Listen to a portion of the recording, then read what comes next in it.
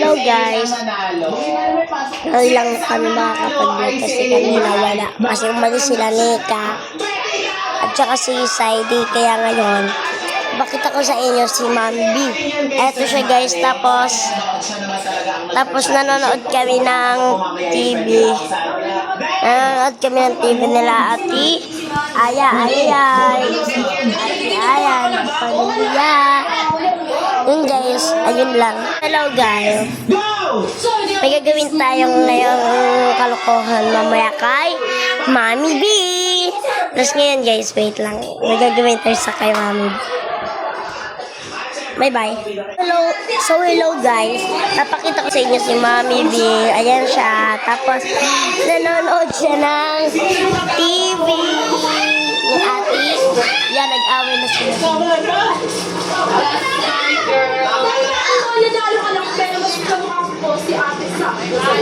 Guys, kung makita sana to ni Sir Manix, sana ma-pansin kami.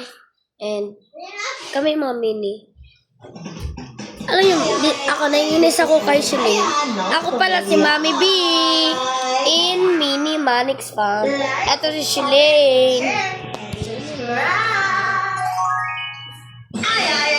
This is Ate Aya. Hello.